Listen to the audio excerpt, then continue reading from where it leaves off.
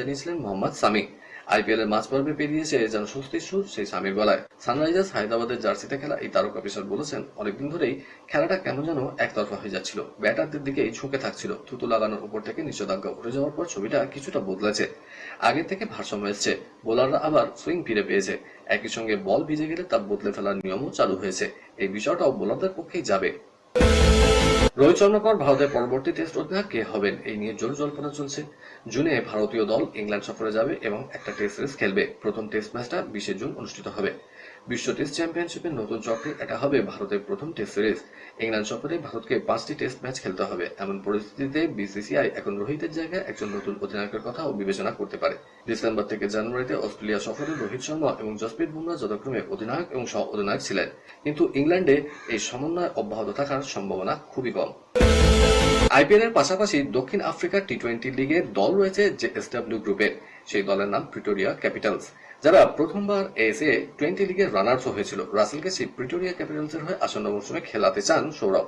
জানা গেছে রাসেল খেলতেও রাজি হয়েছেন। ক্যারিবিয়ান লিগে কেকেআর এর দল আছে, দক্ষিণ আফ্রিকার টি-20 লিগে তারা খেলে না, তাই রাসেলকে নেওয়ার ক্ষেত্রে নিয়মের দিক থেকে অসুবিধা নেই প্রিটোরিয়া ক্যাপিটালসের।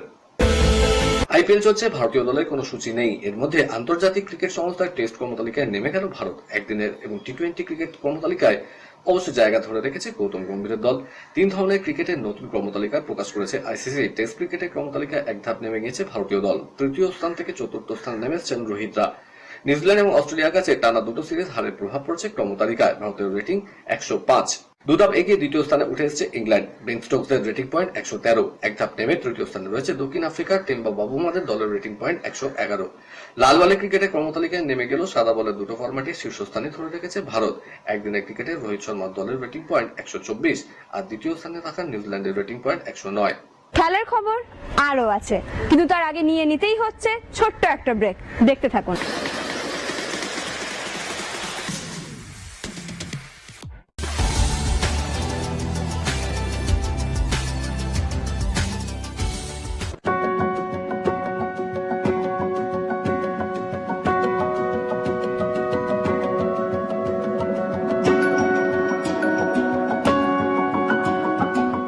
নিউজ মিডিয়া প্রযোজিত সাপ্তাহিক বিনোদন অনুষ্ঠান বিনোদন.com দেখুন প্রতি শনিবার ঠিক রাত 10:25 আপনাদের প্রিয় চ্যানেল মিশনে।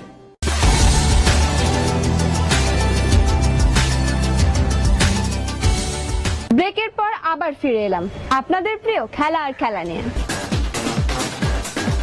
বিদেশের ডায়েরি।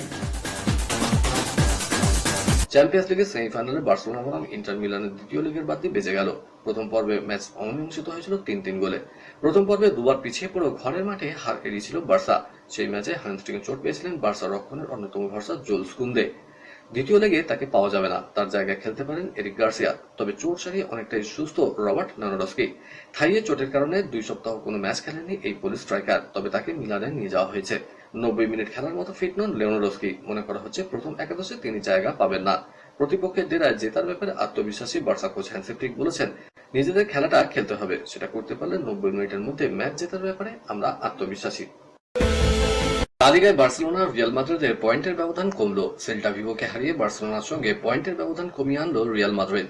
লা লিগায় জেতার দৌড়ে বার্সা এখনো এগিয়ে। 34 ম্যাচে বার্সার সংগ্রহ 79 পয়েন্ট। অন্যদিকে সমসংখ্যক ম্যাচ খেলে রিয়ালের ঝুলিতে 75 পয়েন্ট, অর্থাৎ বার্সার সঙ্গে রিয়ালের পয়েন্টের পার্থক্য 4।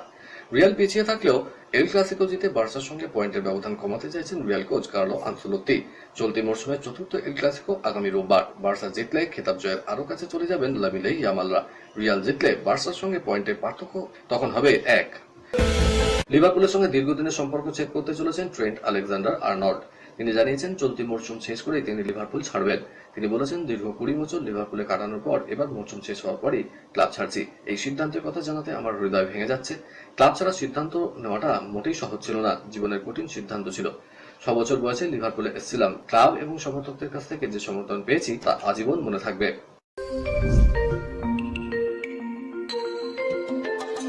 মহিলাদের 800 মিটার ফ্রি স্টাইলে তৈরি হলো নতুন বিশ্ব রেকর্ড। 2016 সালে রিও অলিম্পিক্সে নিজের গড়া রেকর্ডই ভাঙলেন আমেরিকার কেটি লেডেকি। ফ্লোরিডায় আয়োজিত টা প্রো সিরিজ মিটে নতুন কীর্তি গড়েছেন তিনি।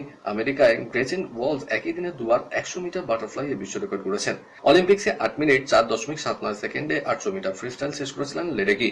তিনি এবার সময় নিয়েছেন 8 মিনিট 4.12 সেকেন্ড। ফ্লোরিডার প্রতিযোগিতার ফাইনালে 400 মিটার পর্যন্ত এগিয়েছিলেন লেডেকি।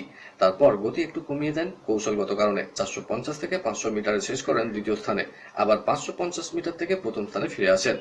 বিশেষত শেষ 100 মিটারের গতি অনেকটাই বাড়িয়ে দেন, তাতেই হয়েছে এই নতুন বিশ্ব রেকর্ড। ম্যাচে তখন 12 মিনিট হঠাৎ করে গ্যালারি থেকে মাঠের দিকে ঝরতে শুরু করে ইউরো নোটে ব্রেসে। দুই দলের খেলোয়াড়রা হতবাক হয়ে দাঁড়িয়ে থাকেন। স্বপ্নটি 500 ইউরোর। এভাবে 60,000 নোট গ্যালারি থেকে ছুড়ে মারা হয়েছে। নোট ছুড়ে মারার সময় সমর্থকরা স্লোগান দিতে থাকেন, রোনালদো বাড়ি যাও। গতকাল বার্সেলোনার বিপক্ষ ম্যাচে এই কাজ করেছেন ভাদালিদের সমর্থকরা। রোনালদো বলতে তারা বাড়ি ফিরে যেতে বলেছেন ক্লাব সভাপতি ও একাংশের মালিক কিংবদন্তি ব্রাজিলিয়ান স্ট্রাইকার রোনাল্ডো নাজারিওকে। মেসি গোল করলেন, জিতল ইন্টার মায়ামি।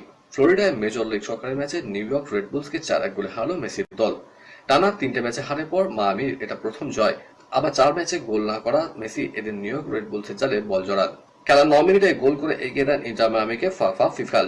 30 মিনিট মার্সেলো হেইগান্ট ও 39 মিনিটে লুইস সুয়ারেজ গোল করার পরে 67 মিনিটে মেসি গোল। 43 মিনিটে রেড বুলসের হয়ে ব্যবধান কমান Eric Maxim. Neeraj Chopra classic নিয়ে আগ্রহ বাড়ছে ভারতের অ্যাথলেটিক্স মহলে। টিকিট বিক্রি শুরু হয়ে গেছে গতকাল থেকেই। টিকিটের দাম 199 টাকা থেকে শুরু। 5টি কর্পোরেট বক্সের টিকিটও আছে, প্রতিটার মূল্য 44,999 টাকা। 24 মে বেঙ্গালুরুর শ্রীকান্তিরাম স্টেডিয়ামে এই প্রতিযোগিতা হবে। 3 মাসের নির্বাচন কাটিয়ে টেনিসে ফিরেছেন ইতালিয়ান তারকা ইয়ানিক সিনার। টোপ পরীক্ষায় ব্যর্থ হওয়ার পর তাকে নির্বাচিত করে বিশ্ব ডোপ বিরোধী সংস্থা। সেই শাস্তির মেয়াদকাল শেষ। 9 মে থেকে শুরু হবে ইতালিয়ান ওপেন। এই প্রতিযোগিতায় খেলার ছাড়পত্র পেয়েছেন সিনার। কেন ভারতের উপর এত বিদ্বেষ পাকিস্তান ক্রিকেট দলের প্রাক্তন অধিনায়কের? কেন বারবার আগ্রাসী মন্তব্য করেন তারকা অলরাউন্ডার? পেহেলগাঁও কাণ্ডের পর পাকিস্তানি নেতারা উস্কানিমূলক মন্তব্য করেই চলেছেন। কিছুদিন আগে পাকিস্তানের প্রাক্তন ক্রিকেটার শাহিদ আফ্রিদিও ভারতের বিরুদ্ধে বিষ বর্ষণ করেছেন। তবে এই প্রথম ভারতের বিরুদ্ধে বিতর্কিত মন্তব্য করেননি তিনি। আগেও করেছেন। দাবি করা হয়েছে আফ্রিদি ভারত বিদ্বেষের নেপথ্যে রয়েছে 22 বছর আগের একটা ঘটনা। কোনো মহল থেকে দাবি করা হয় যে 2003 সালে আফ্রিদির ভাইকে বিএসএফ জওয়ানরা ধাওয়া করে গুলি করে হত্যা করেন। মনে করা হয় 22 বছর আগে সেই ঘটনা আফ্রিদি ভারতের প্রতি ঘৃণার প্রকৃত কারণ। কলকাতার ডায়েরি নিবেদন করছে গুডেস হসপিটাল।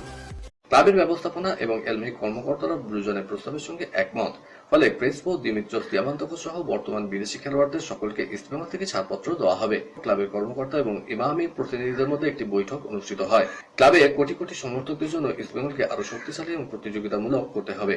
এই লক্ষ্যে ব্রুজনকে তার পছন্দের খেলোয়াড় একটি তালিকা তৈরি করতে বলা হয়েছে, যা ক্লাব এবং ইমামি পুরোপুরি মেনে চলবে। ব্রুজনের পরামর্শ অনুযায়ী বাংলাদেশের বসুন্ধরা কিংসের মিগুয়েল ইস্টবেঙ্গল দলে ফেরানোর লক্ষ্য নিয়েছে। মিগুয়েলের সঙ্গে চুক্তি এখনো চূড়ান্ত হয়নি, তবে ক্লাব এই সইটি যত দ্রুত সম্ভব সম্পন্ন করতে বদ্ধপরিকর। আলোচনা এখন উন্নত পর্যায়ে রয়েছে।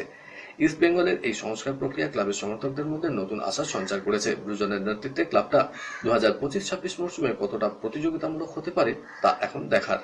কলকাতার ডায়েরি নিবেদন করলো গুডেস হসপিটাল। ইচ্ছা ছিল আরো খবর দেওয়ার, কিন্তু সময় বলে দিচ্ছে এই পর্যন্তই থাক।